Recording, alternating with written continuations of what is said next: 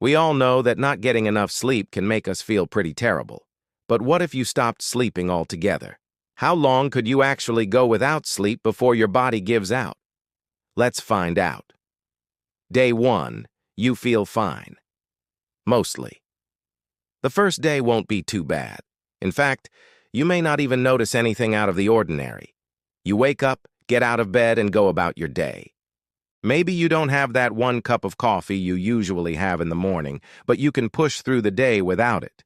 You might feel a little tired by the evening, but a hot shower and your favorite TV show helps you relax, and before you know it, it's easy to go to sleep. But you don't. Instead, you lay in bed awake for a bit and then drift off without even realizing it. Maybe it was all that screen time right before bed, but you slept for a full 7 hours without meaning to. However, this is only the calm before the storm. Day 2. Your brain starts fighting back. You wake up feeling refreshed after a solid night's sleep, or so you think. That was only a dream. In reality, you've been awake for 2 whole days. Now the lack of sleep starts to take its toll on you. You might start to feel some irritability. Your vision might become slightly blurred and your movements a little slower. You probably won't notice any of these changes in yourself, though. After all, it's only the 2nd day. You may be tired, but you're still able to function pretty well overall. And since you haven't slept in 2 days, you really should try to get some rest. But even though you're tired, sleep just seems to be out of reach. You might lay in bed for hours unable to fall asleep, even though you desperately want to. Eventually, you give up and go about your day. The longer you go without sleep, the worse things will get. Day 3-4. Hallucinations begin. At this point, you've been awake for 3 days. Even if you were a contestant on The Amazing Race, you'd probably be exhausted. Your body is starting to shut down from exhaustion.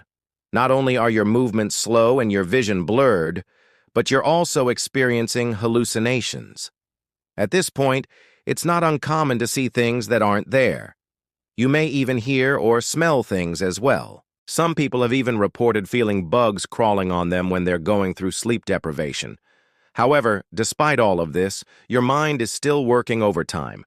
You may find yourself talking to people who aren't there or coming up with elaborate explanations for why certain things look the way they do. This isn't uncommon among new parents who don't get much sleep for days on end, but eventually it becomes too much for your brain to handle.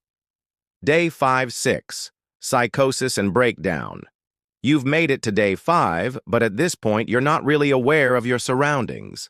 Psychosis is setting in and you're completely overwhelmed. Your sleep deprivation has gone from bad to straight up dangerous. Your motor functions are seriously impaired. It's like trying to move while underwater. Simple tasks such as walking become nearly impossible to do.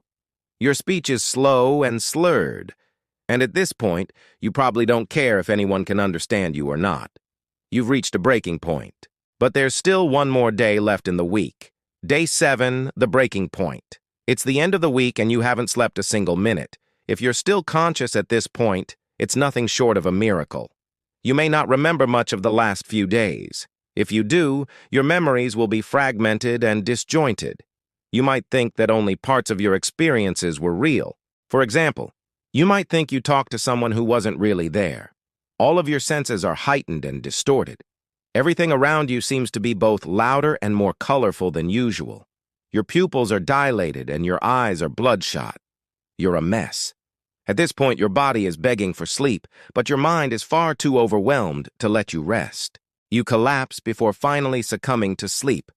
Now check out What If You Never Cried, or watch What If You Can Only Eat Junk Food for the Rest of Your Life.